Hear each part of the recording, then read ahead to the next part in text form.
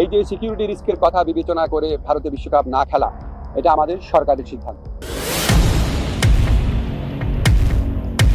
ক্রিকেটকে বলা হয় গৌরবময় অনিশ্চয়তার খেলা। এর একটা বড় কারণও আছে। বলা হয়ে থাকে অনেক ক্ষেত্রে শেষ বল পর্যন্ত ম্যাচ ঘুরে যেতে পারে, ঘটতে পারে যে কোনো কিছুই।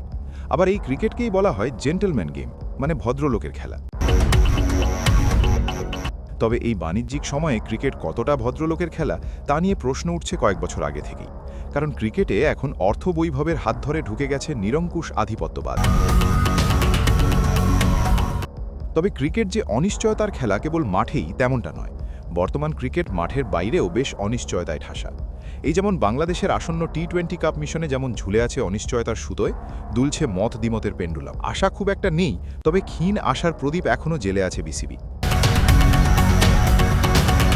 ভারতে আয়োজিত হতে চলা টি-20 বিশ্বকাপ ঘিরে পরিস্থিতি বেশ জটিল। শেষ আল্টিমেটামের দিনও বিসিবি স্পষ্ট জানিয়ে দিয়েছে, কোনো পরিস্থিতিতেই বাংলাদেশ দল ভারতে গিয়ে বিশ্বকাপ খেলবে না। নিরাপত্তা সংক্রান্ত আশঙ্কার কথা তুলে ধরে নিজেদের অবস্থানে অনড় রয়েছে বিসিবি। এই সিদ্ধান্তের পর আবারও বল আইসিসির কোর্টে ঠেলে দিয়েছে বাংলাদেশ।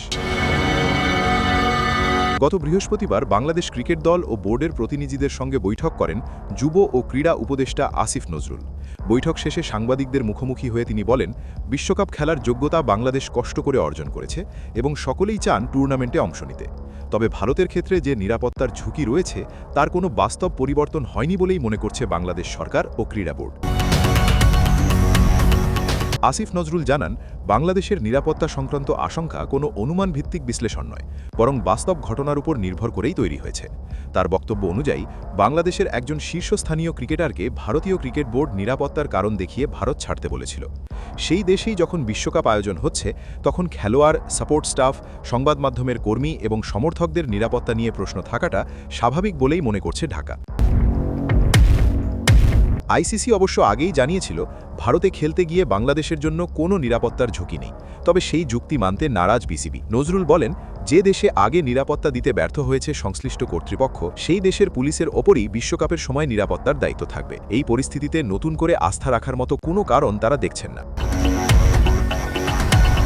এই প্রেক্ষিতে বাংলাদেশ আইসিসির কাছে বিশ্বকাপ ভেন্যু পুনর্বিবেচনার আবেদন জানিয়েছে। তাদের দাবি, শ্রীলঙ্কায় বিশ্বকাপের ম্যাচ খেলতে দেয়া হোক। অতীতেও নিরাপত্তার কারণে ভেন্যু পরিবর্তনের নজির রয়েছে বলে উল্লেখ করেছে বিসিবি। নজরুলের আশা, আইসিসি শেষ পর্যন্ত বাংলাদেশের দাবিকে গুরুত্ব দেবে এবং সুবিচার করবে।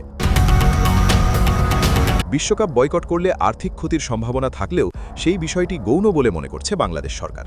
আসিফ নজরুল স্পষ্ট করে দিয়েছেন, আর্থিক ক্ষতির তুলনায় খেলোয়াড় ও সংশ্লিষ্ট সকলের নিরাপত্তা অনেক বেশি গুরুত্বপূর্ণ। কোনো ঝুঁকিপূর্ণ পরিস্থিতিতে দল পাঠানোর সিদ্ধান্ত সরকার নেবে না বলেই জানিয়ে দিয়েছেন তিনি।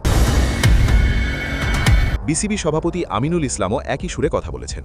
তিনি জানান, মুস্তাফিজুর রহমান চোটের কারণে আইপিএল থেকে নাম প্রত্যাহার করেননি। বিসিবি এনওসি দেওয়ার পরও তাকে নিরাপত্তার কারণ দেখিয়ে বাদ দেওয়া হয়েছিল। এরপরই বাংলাদেশ সরকারের পক্ষ থেকে জানানো হয়, ভারতে বিশ্বকাপ খেলতে যাওয়ায় নিরাপত্তার সমস্যা রয়েছে। আইসিসির হাইব্রিড মডেল যুক্তিও মানতে চাননি আমিনুল। তার দাবি, শ্রীলঙ্কা সহ আয়োজক নয়, বরং কিছু ম্যাচ সেখানে আয়োজন করা হচ্ছে। যেহেতু নিরাপত্তার কারণেই এই মডেল গ্রহণ করা হয়েছে, তাই বাংলাদেশও শ্রীলঙ্কায় খেলতে চেয়েছিল। তবে আইসিসি সেই আবেদন খারিজ করেছে। আইসিসি স্পষ্ট জানিয়ে দিয়েছে, বাংলাদেশ খেলতে না চাইলে বিকল্প দলকে বিশ্বকাপে সুযোগ দেয়া হবে। তবুও আশাবাদী বিসিবি। আমিনুলের মতে, বাংলাদেশ বিশ্বকাপে না খেললে আইসিসি প্রায় 2 কোটি দর্শক হারাবে। সেই ঝুঁটি আইসিসি নেবে না বলেই তার বিশ্বাস।